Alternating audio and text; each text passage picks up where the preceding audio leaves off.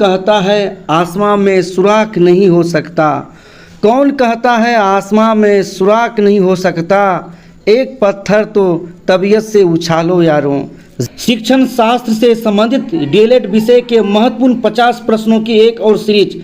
ये सभी एमसीक्यू हैं। आप हमारे साथ शुरू से अंत तक बने रहें, न जाने इसमें से कौन सा प्रश्न आपकी परीक्षा में आ जाए। इसलिए आपसे आग्रह है कि आप हमारे साथ शुरू से अंत तक बने रहें। ये 50 प्रश्न बहुत इंपॉर्टेंट हैं। और एक आग्रह है, नए नए वीडियो पाने के लिए आप हमारे चैनल को सब्सक्राइब नहीं किया है तो सब्सक्राइब करना ना भूलें। तो चलिए, पहला प्रश्न है, बच्चे डॉट डॉट को छोड़कर अन्य सभी के द्वारा लिंग भूमिकाएं ग्रहण करते हैं।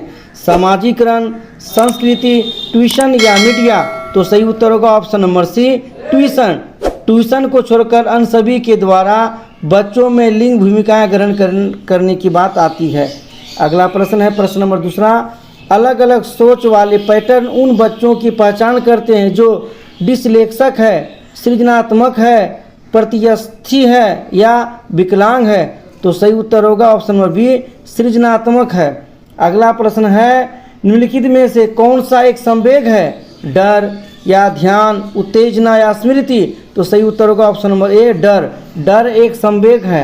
अगला प्रश्न है, राष्ट्रीय पाठ्यचर्या फ्रेमवर्क 2005 ने अपनी समझ डॉट डॉट से प्राप्त की है। व्यवहारवाद से, रचनावाद से, संज्ञानात्मक सिद्धांत से या मानवतावाद से? तो सही उत्तर होगा ऑप्शन नंबर बी, रचनावाद से।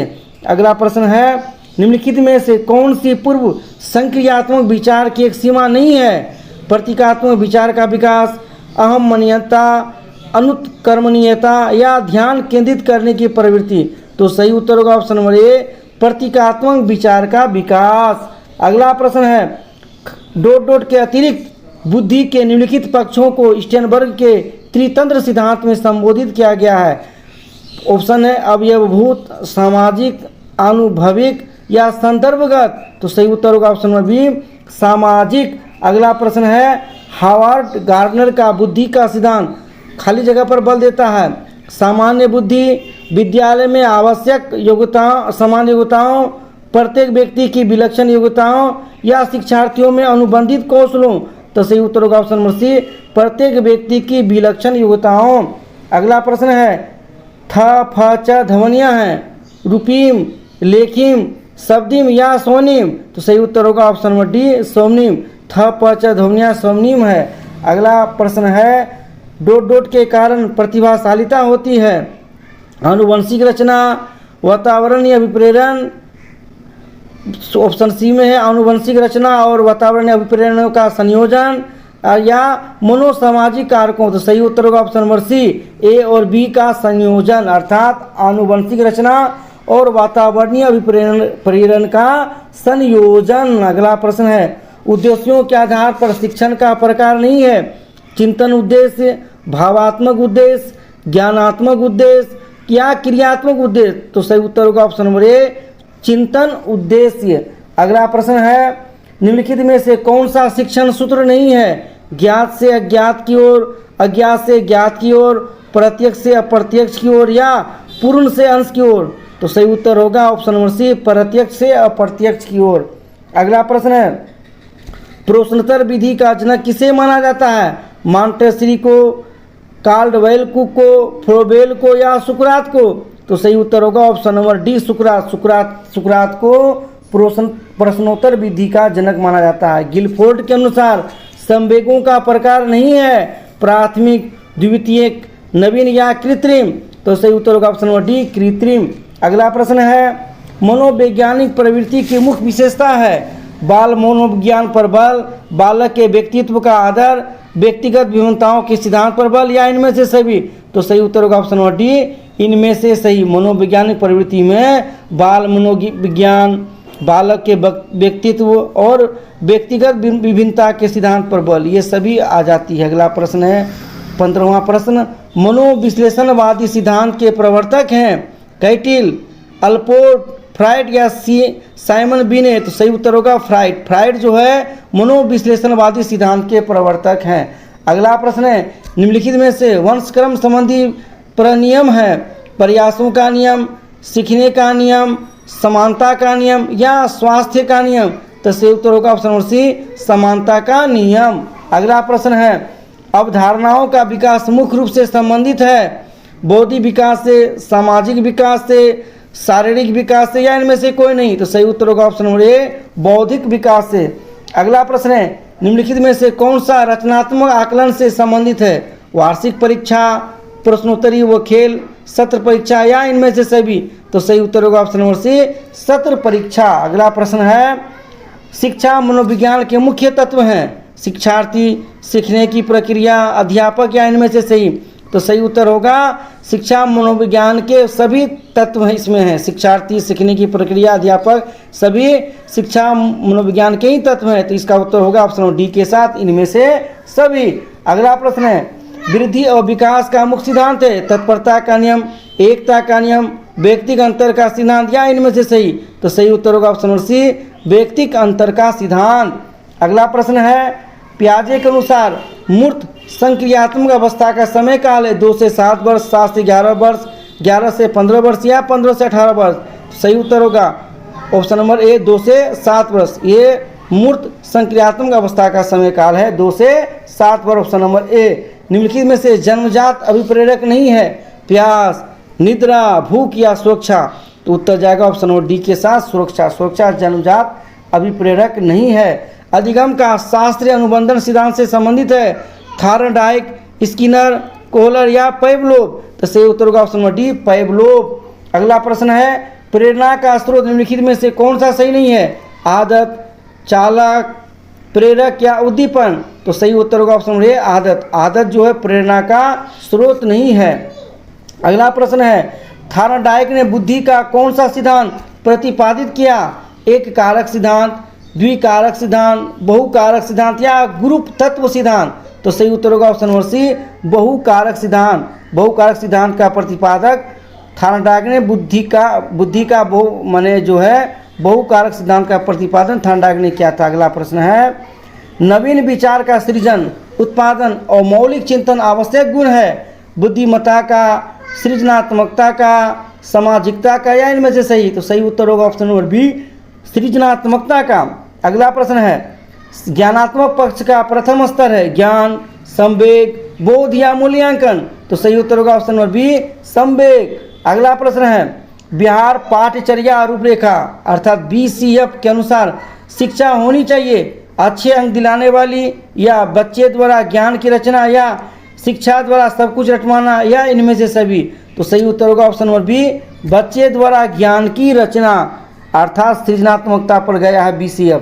अगला प्रश्न है, बच्चों की गणित सीखने संबंधी असक्षमता है अग्रेफिया, डिस्ग्राफिया, डिसकैलकुलिया, या डिसलेक्सिया। तो सही उत्तर होगा डिसकैलकुलिया। डिसकैलकुलिया का संबंध बच्चों की गणित सीखने संबंधी है, अक्षमता से है। शारीरिक रूप से विकलांग बालकों का प्रकार नहीं है मूर बालक, प्रतीक्षीकरण योग्यता संबंधी दोष, बधिर बालक, या अंधा बालक। तो सही उत्तर होगा ऑप्शन नंबर ए, मूर बालक। मूर बालक जो है शारीरिक रूप से विकलांग बालकों की श्रेणी में नहीं आता है। अगला प्रश्न है, विशिष्ट उदाहरणों का प्रस्तुतिकरण, निरीक्षण, सामान्यीकरण तथा सत्यापन किस विधि से संबंधित है? आगमन विधि, निगमन विधि, विश्लेषण विधि, या संश्लेषण विधि। तो सही उत्तर होगा ऑप्शन नंबर ए, आगमन विधि। अगला प्रश्न है, निम्नलिखित में से कौन सा पूर्व क्रियात्मक अवस्था काल से बच्चों को विशेषित करता है? विचारों की अनुत्क्रमणीयता, वर्तुल प्रतिक्रिया, या लक्ष्य निर्देशित व्यवहार, या विलंबित अनुकरण। तो सही उत्तर होगा ऑप्शन नंबर ए, विचारों की अनुत्क्रमणीयता। ऑप्शन नंबर ए होगा सही उत्तर। जेंडर अर्थात लिंग एक आर्थिक अवधारणा है, एक जैविक निर्धारक है, एक मनोवैज्ञानिक सत्ता है, या एक सामाजिक संरचना है। तो ये इसका उत्तर जाएगा ऑप्शन नंबर डी के साथ, एक सामाजिक संरचना है। जेंडर यानी लिंग भेद जो है एक सामाजिक संरचना, समाज में ही लिंग विभेद की बात आती है। अगला प्रश्न है, प्रगतिशील शिक्षा में बच्चों को किस तरह से देखा जाता है? खाली स्लेटों के रूप में, छोटे वयस्कों के रूप में, निष्क्रिय अनुकारकों के रूप में, या सक्रिय अन्वेषकों के रूप में। तो सही उत्तर जाएगा ऑप्शन नंबर डी के साथ, सक्रिय अन्वेषकों के रूप में। हमारे इस चैनल में प्रधान शिक्षक से संबंधित, सीटेट से संबंधित एवं विभिन्न कक्षाओं से संबंधित गणित, संस्कृत, डीएलएड, शिक्षा शास्त्र के बहुत सारे वीडियो हैं। उन वीडियो को पाने के लिए आप हमारे चैनल को सब्सक्राइब कर लें। सभी प्रकार के वीडियो आप हमारे चैनल से पा सकते हैं। 35वां प्रश्न है, ले वाइगोत्स्की के अनुसार अधिगम एक अनुबंधित गतिविधि है, एक सामाजिक गतिविधि है, एक व्यक्तिगत गतिविधि है, एक निष्क्रिय गतिविधि है। तो सही उत्तर होगा ऑप्शन नंबर बी, एक सामाजिक गतिविधि है। ले वाइगोत्स्की ने अधिगम को एक सामाजिक गतिविधि माना है। अगला प्रश्न है, वह अवधि जो वयस्कता के संक्रमण की पहल करती है उसे क्या कहते हैं? बाल्यावस्था की समाप्ति, किशोरावस्था, मध्य बाल्यावस्था या पूर्व क्रियात्मक अवधि। तो सही उत्तर होगा ऑप्शन नंबर बी, किशोरावस्था। मौखिक संवाद जो बच्चे अपने आप से करते हैं उन्हें ले वाइगोत्स्की क्या कहते हैं? समस्यात्मक वार्ता, अहम केंद्रित वार्ता, व्यक्तिगत वार्ता या भ्रांत वार्ता। तो सही उत्तर होगा ऑप्शन नंबर सी, व्यक्तिगत वार्ता। मौखिक संवाद जो अपने आप बच्चे करते हैं उसे ले वाइगोत्स्की ने व्यक्तिगत वार्ता कहा है। एक बच्चे में सृजनात्मक विकास प्रारंभ होता है। अगला प्रश्न है, वयस्कता के दौरान, किशोरावस्था के दौरान या बचपन में या जन्म से? तो ये जो सृजनात्मक विकास का प्रारंभ होता है ये जन्म से ही होता है। जो बच्चे सृजनशील होते हैं वो लक्षण उनका जन्म से ही दिखाई पड़ता है। अगला प्रश्न है, अल्प अवधि मूल्यांकन के फायदे हैं। यह अध्ययन के लिए बहुत समय प्रदान करता है, नियमित कार्य की आदत बनाता है, विषय प्रभावित होता है या प्रत्येक पढ़ाई को कठिन बनाता है। तो सही उत्तर आएगा ऑप्शन नंबर बी के साथ, नियमित कार्य की आदत बनाता है। अल्प अवधि मूल्यांकन से फायदा है कि ये नियमित कार्य की आदत बनाता है, माने रेगुलरिटी लाती है। अगला प्रश्न है, प्रेरणा के बाद आना चाहिए इनाम, फटकार, ज्ञान या प्रोत्साहन? तो सही उत्तर आएगा इनाम। प्रेरणा के बाद इनाम आना चाहिए। यह प्रोत्साहन भी हो सकता है परंतु इनाम सटीक उत्तर होगा। अगला प्रश्न है, शिक्षकों का गैर मित्रतापूर्ण बर्ताव किस प्रकार का वातावरण तैयार कर सकता है? आमोद प्रमोद समय, खेलकूद समय, भय और विस्मय, स्वयं अभिव्यक्ति। तो सही उत्तर होगा ऑप्शन नंबर सी, भय और विस्मय। ये जो शिक्षकों का जो गैर मित्रतापूर्ण बर्ताव अर्थात शिक्षक अपने बच्चों के साथ मित्रतापूर्ण व्यवहार ना करें तो उससे जो है भय और विस्मय का वातावरण बन जाता है विद्यालय में। इसलिए शिक्षक को चाहिए कि अपने विद्यार्थियों के साथ मित्रतापूर्ण व्यवहार करे, यानी फ्रेंडशिप रखे विद्यार्थियों के साथ। अगला प्रश्न है, शिक्षा एक पुनर्गठित और पुनर्निर्मित अनुभव है जो होता है औपचारिक, अंतराल, अनौपचारिक या निरंतर? तो सही उत्तर होगा ऑप्शन डी, निरंतर। शिक्षा एक पुनर्गठित और पुनर्निर्मित अनुभव है जो निरंतर प्रक्रिया है। शिक्षा अधिगम एक निरंतर प्रक्रिया है। उत्तर गया हमारा ऑप्शन नंबर डी के साथ। अगला प्रश्न है, किस प्रकार के प्रश्न बच्चों में सोच विचार कौशल बढ़ाते हैं? व्यक्तिगत प्रत्युत्तर प्रश्न, तथ्यात्मक प्रश्न, अवरुद्ध प्रश्न या मूल पाठ के अध्ययन पर आधारित प्रश्न? तो सही उत्तर होगा अवरुद्ध प्रश्न। अवरुद्ध प्रश्न जो है तो बच्चों में सोच विचार कौशल को बढ़ाते हैं। तो उत्तर गया ऑप्शन नंबर सी के साथ। अगला प्रश्न है, बच्चा केंद्रित शिक्षा में भूमिका होती है एक निश्चित दर्शक, बच्चे का एक सक्रिय साथी, एक रुचिपूर्ण प्रेक्षक या एक सख्त अभिभावक? तो सही उत्तर हो जाएगा ऑप्शन नंबर सी के साथ, एक रुचिपूर्ण प्रेक्षक। यहाँ बच्चा केंद्रित अर्थात बाल केंद्रित शिक्षा में बच्चा जो एक रुचिपूर्ण प्रेक्षक है, समझिए कि सारी पाठ्यक्रम सारा शिक्षा बच्चों पर ही केंद्रित है, तो वो एक प्रेक्षक के रूप में होता है। तो हमारा उत्तर गया ऑप्शन नंबर सी के साथ। एक भाषा को सीखने की दक्षता प्रारंभ होती है लिखने के साथ, सुनने के साथ, बोलने के साथ या पढ़ने के साथ? तो सही उत्तर जाएगा ऑप्शन नंबर बी, सुनने के साथ। सुनने के साथ ही भाषा सीखने की दक्षता जो है वो आरंभ हो जाती है। बच्चों में भाषा सीखने की क्षमता जन्मजात होती है, अर्जित की जाती है या अनुकरणीय होती है या बिल्कुल भी नहीं होती है? तो इसका भी ऑप्शन होगा ऑप्शन नंबर ए, जन्मजात। बच्चों में भाषा सीखने की जो क्षमता है वो जन्मजात होती है और सुनने के बाद ही भाषा सीखा जाता है। अगला प्रश्न है, थकावट के लक्षण है वजन में कमी, भूख की कमी, काम में रुचि की कमी या लंबाई की कमी? तो स्पष्ट है थकावट का लक्षण क्या है, काम में रुचि की कमी, अर्थात ऑप्शन नंबर सी हमारा उत्तर हुआ। अगला प्रश्न है, मनोभाव अर्थात इमोशन विकसित होता है शैशव काल में, बचपन में, प्रौढ़ता के दौरान या किशोरावस्था में? तो सही उत्तर होगा ऑप्शन नंबर बी, बचपन में। बचपन में ही इमोशन जो है वो डेवलप होने लगता है बच्चों में। एक बच्चे की शिक्षा पर प्रारंभ होती है स्कूली दिनों में, उसके जन्म से जब वो चलना प्रारंभ करता है या वयस्क दिनों से? तो सही उत्तर गया ऑप्शन नंबर बी के साथ। एक बच्चा बचपन से ही अर्थात जन्म के तुरंत बाद से ही सीखने का काम शुरू कर देता है। अगला और अंतिम प्रश्न है, 50वां प्रश्न है, संतुलन के समत्व चेतना किसमें सिद्ध होती है? तो नेत्र में, मस्तिष्क में, कान में, नाक में। तो सही उत्तर होगा ऑप्शन नंबर सी, कान में। संतुलन की जो समत्व चेतना है वो कान में ही सिद्ध होती है। इसी के साथ हमारा आज का टॉपिक समाप्त होता है। नए नए टॉपिक के लिए हमारे चैनल बिहार ज्ञान चक्षु को सब्सक्राइब करें।